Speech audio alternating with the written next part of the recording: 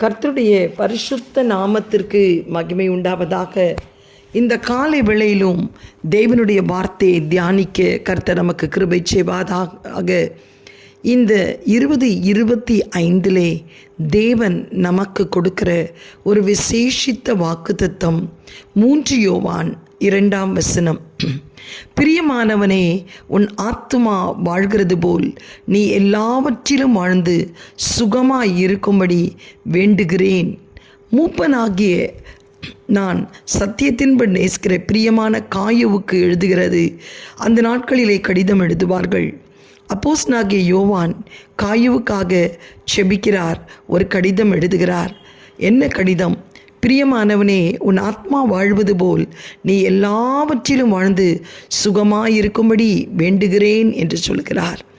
இன்றைக்கு அநேகர், கர்த்தருக்கு ஸ்தோத்திரம் உண்டாவதாக, தலையை விட்டு வாலை பிடித்து கொள்வார்கள். நீ சுகமாயிருப்பாய், நீ ஆசீர்வாதமாயிருப்பாய், நீ பல மடங்கு உனக்கு கர்த்தர் உன்னை ஆசீர்வதிப்பார், வியாதி இல்லாமல் இருப்பாய், வேதனை இல்லாமல் இருப்பாய், ஆபிரகாமை போல் ஆசீர்வதிப்பார், யோசேப்பு ஈசாக்கை போல் யாக்கோப்பை போல் நீ ஆசீர்வாதமாய் இருப்பாய் என்று மற்றவர்களை சொல்லி அவர்களைப் போல் நீ ஆசீர்வாதமாய் இருப்பாய். ஆனால் இந்த இடத்துல அப்போஸ்தலனாகிய யோவான் காயுவுக்கு சொல்லுகிறார், பிரியமானவனே, நீ மற்றவர்களைப் போலெல்லாம் அல்ல, உன் ஆத்துமா வாழ்வது போல் நீ எல்லாவற்றிலும் வாழ்ந்து சுகமாயிருப்பாய். நீ சுகமாய் இருக்க வேண்டும் என்பது இந்த 2025 தேவனுடைய வாஞ்சை. கடந்த நாட்கள் வரை எத்தனையோ கஷ்டங்கள், நஷ்டங்கள், வேதனைகள், சோதனைகள் மத்தியில் நீ கடந்து போயிருக்கலாம். பட் திஸ் நியூ இயர் 2025 உன் ஆத்துமா வாழும்போது, அது பிழைக்கும் போது, அது கம்பீரிக்கும் போது கர்த்தர் சொல்கிறார், நீ எல்லாவற்றிலும் வாழ்ந்து சுகமாயிருப்பார். த கண்டிஷன் இஸ், நீ எல்லாவற்றிலும் வாழ்ந்து சுகமாயிருக்க வேண்டுமானால் உன் ஆத்துமா வாழ வேண்டும் என்று கர்த்தர் சொல்கிறார். உன் ஆத்துமா வாழ வேண்டும் என்றால் நீ என்ன செய்ய வேண்டும்? 4 காரியங்களை வேதத்திலே நாம் பார்க்கிறோம். எரேமியா 38:20 ஆண்டவர் சொல்கிறார், நான் உம்மிடத்தில் சொல்லுகிற கர்த்தருடைய வார்த்தைக்கு செவி கொடுக்கும் பொழுது அப்பொழுது உமக்கு நன்மை இருக்கும், உம்முடைய ஆத்துமா பிழைக்கும். இந்த காலை வேளையிலும் உன் ஆத்துமா பிழைக்க வேண்டுமானால் நீ தேவன் சொல்லுகிற கர்த்தருடைய வார்த்தைக்கு செவி கொடுக்க வேண்டும். நீ வேதத்தை வாசிக்க வேண்டும். வேதத்திலே சொல்லப்படுகிற வார்த்தைகள், கட்டளைகளை கவனமாய் கேட்டு அதன்படி நீ வாழ வேண்டும். இதை தான் எசேக்கியேல் 18:4 சொல்கிறார், பாவம் செய்கிற ஆத்துமா சாகும். அந்த ஆத்துமா பிழைக்க வேண்டுமானால் வேத வார்த்தையை அதிகமாய் நீ தியானிக்க வேண்டும். யோவான் 1:1-4 வாசிக்கும்போது, ஆதியிலே வார்த்தை இருந்தது, அந்த வார்த்தை தேவனிடத்தில் இருந்தது, அந்த வார்த்தை தேவனாய் இருந்தது, அவருக்குள் ஜீவன் இருந்தது, அந்த ஒளி இருளிலே பிரகாசிக்கிறது, இருளானது அதை பற்றி கொள்ளவில்லை. கர்த்தருக்கு ஸ்தோத்திரம். அந்த வார்த்தை தேவனாயிருக்கிறது. அந்த தேவன் ஜீவன் உள்ளவராயிருக்கிறார். அந்த ஜீவன் அந்த ஆத்துமாவிலே காணப்படும்போது அந்த ஆத்துமா பிழைக்கும். எப்படி அந்த ஜீவன் காணப்படும்? தேவனுடைய வார்த்தையை நீ விசுவாசிக்கும் போது, தேவனுடைய வார்த்தைக்கு நீ கீழ்ப்படியும் போது, தேவனுடைய வார்த்தையை நீ தியானிக்கும் போது, தேவனுடைய வார்த்தையின்படி நீ வாழும்போது. கர்த்தருக்கு ஸ்தோத்திரம். பிரசங்கிக்கும் போது அல்ல, படிக்கும் போதும் அல்ல, தியானிக்கும் போதல்ல, நீ அதன்படி கீழ்ப்படியும் போது, வாழும்போது. ஓசியாவிலே வேதம் சொல்கிறது, நீ வேதத்தை மறந்தால் கர்த்தர் உன் பிள்ளைகளை மறந்து விடுவார். சுகமாய் இருக்க முடியாது. நீ வேதத்திற்கு முக்கியத்துவம் கொடுக்கும்போது ஆண்டவர் பிள்ளைகளை செழிப்பாய் வைப்பார். யோவான் 1:14 அந்த வார்த்தை மாம்சமாகி கிருபையினாலும் சத்தியத்தினாலும் நிறைந்தவராய் நமக்குள்ளே வாசம் பண்ணினார். அவருடைய மகிமையை கண்டோம். அது தேவனுக்கு ஒரே பேரானுடைய மகிமைக்கேற்ற மகிமையாக இருந்தது. அப்போஸ்தலர் நடபடிகள் 17ஆம் அதிகாரம் 11-12 வாசிக்கும்போது, பெரேயா பட்டணத்தார் மனோவாஞ்சையாய் வசனத்தை ஏற்றுக்கொண்டு காரியங்கள் இப்படி இருக்கிறதோ என்று தினந்தோறும் வேத வாக்கியங்களை ஆராய்ந்து பார்த்ததினால் தெஸ்லோனிக்கேயில் உள்ளவர்களை பார்க்கிலும் நற்குணசாலியாய் இருந்தார்கள். அதனால் அவர்களில் அநேக ஸ்திரீகளும் புருஷர்களும் விசுவாசித்தார்கள்.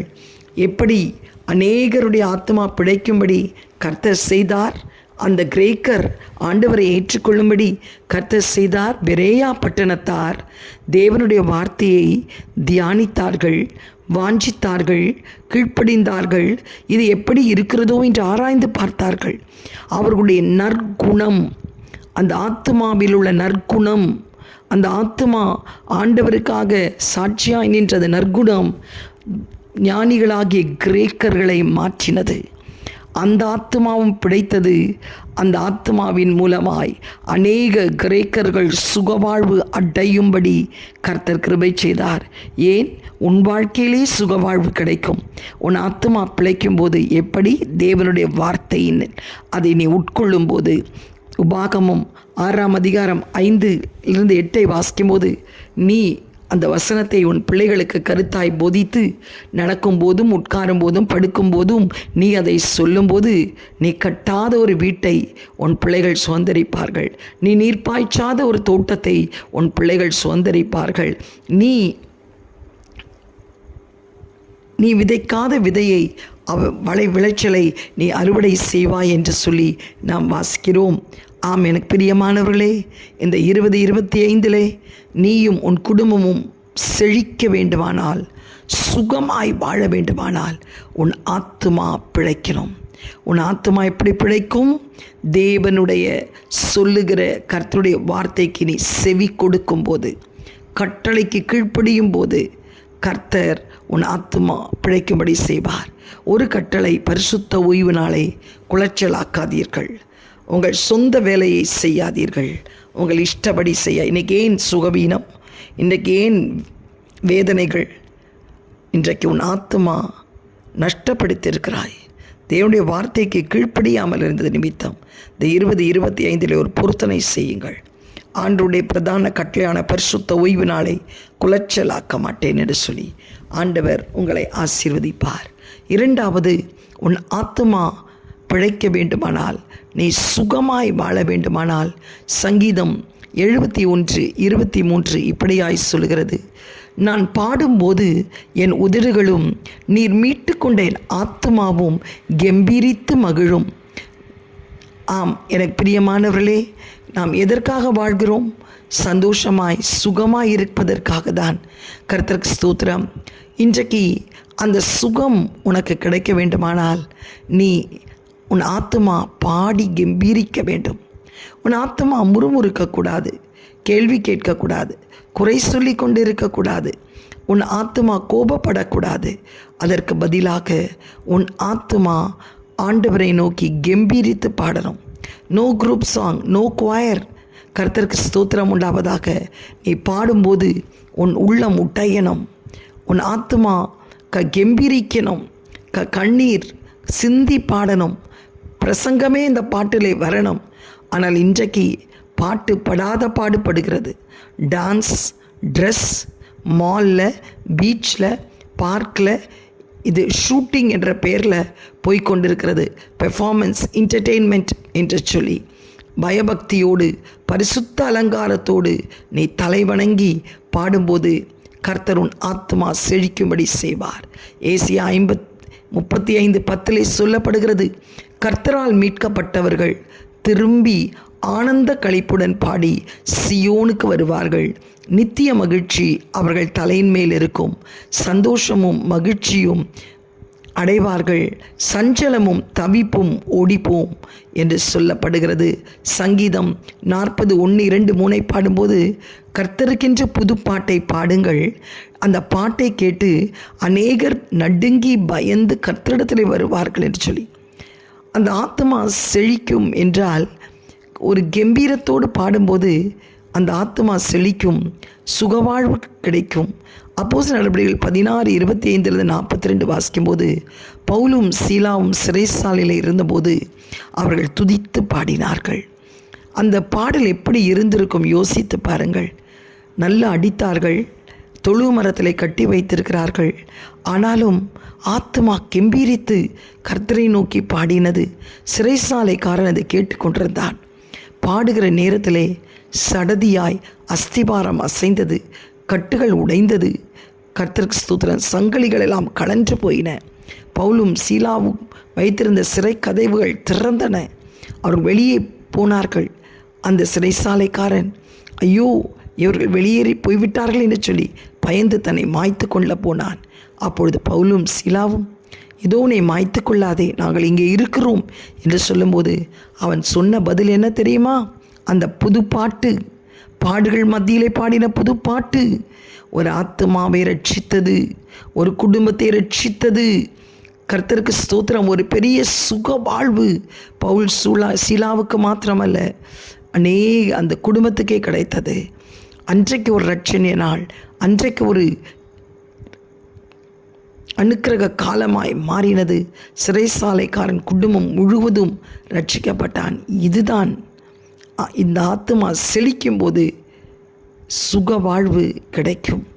தானியேல் 6:20-33 பார்க்கும்போது தரியு ராஜா கேட்கிறான், நீ இடைவிடாமல் ஆராதிக்கிற தேவன் உன்னை தப்புவிக்க வல்லவராய் இருந்தாரா? ராஜா வாழ்க, நான் எந்த நீதியேடும் செய்யவில்லை, நான் குற்றமற்றவனாய் இருக்கிறேன் என்று சொல்லும்போது கர்த்தருக்கு ஸ்தோத்திரம். சிங்கத்தின் வாயை கர்த்தர் அடைத்தார். தானியேலுக்கு ஒரு சுகவாழ்வு. யோபு 35:11 என்னை உண்டாக்கினவரும் இரவிலே கீதம் பாட அருள் செய்கிறவருமாகிய என் சிருஷ்டி கர்த்தராகிய தேவன் எங்கே என்று கேட்பவன் ஒருவனும் இல்லை. இன்றைக்கு சந்தையிலே, ரயில்வே ஸ்டேஷனில், ஏர்போர்ட்டில் ஷூட்டிங் பாடல், கர்த்தருடைய சமூகத்திலே பாடுகிறது தான் பாடல். கர்த்தருடைய சமூகத்திலே தேவன் நம் உள்ளம் உடைய பரிசுத்த அலங்காரத்தோடு பாட வேண்டும். என்னுடைய மகள் மெடிக்கல் காலேஜ் கிடைப்பதற்கு ஒரு பாட்டை பாடிக்கொண்டே இருந்தேன்.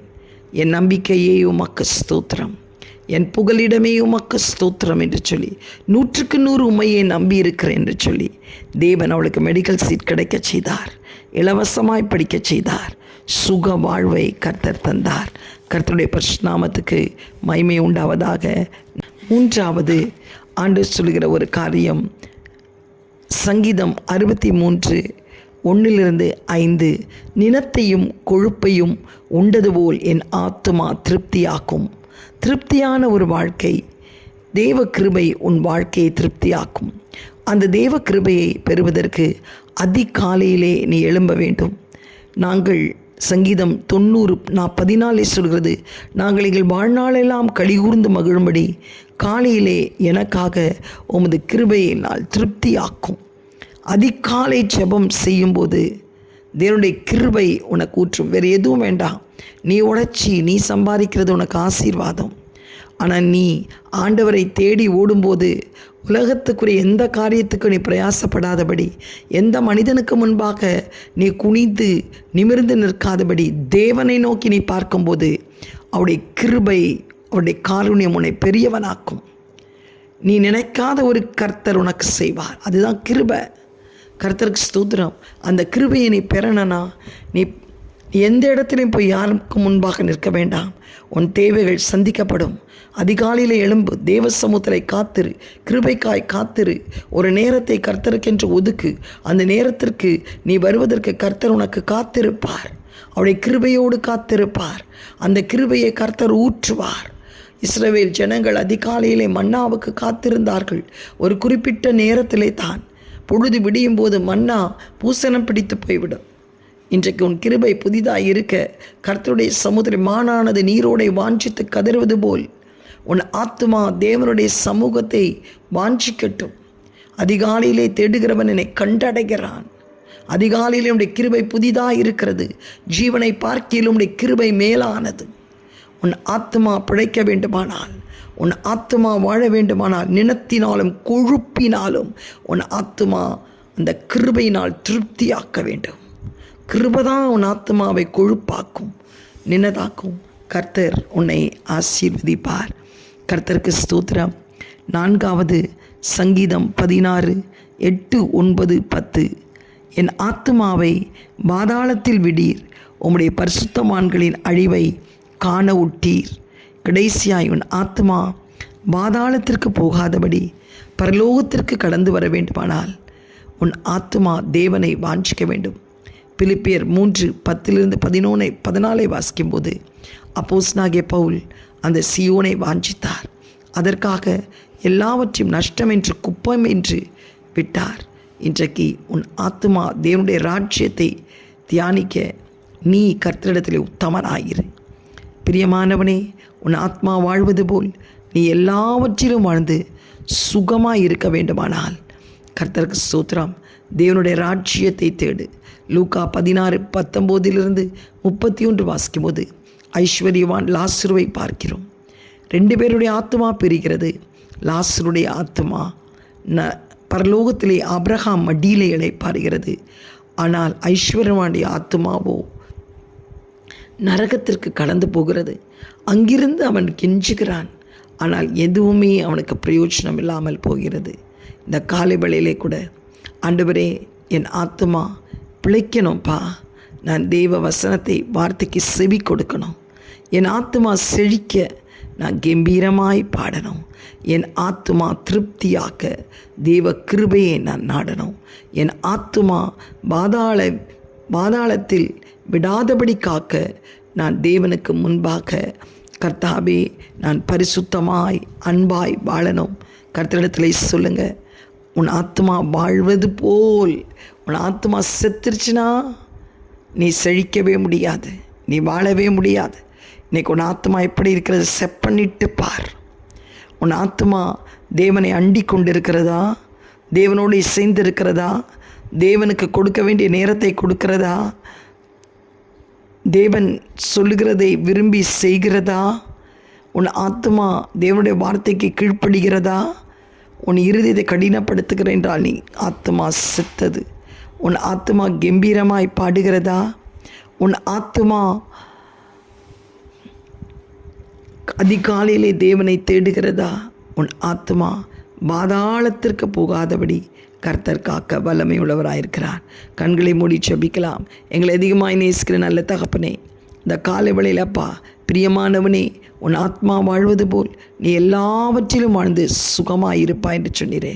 இந்த 2025 ஒரு பெரிய சுக வாழ்வை எங்களுக்கு தரப்போவதற்காக உமக்கு ஸ்தோத்திரம் ஆண்டவரே. ஆனால் அந்த சுக வாழ்வை நாங்கள் பெறுவதற்கு எந்த விதத்திலும் எங்களுடைய படிப்பினாலோ எங்களுடைய பதவியினாலோ ஜாதியினாலோ பெற முடியாதப்பா.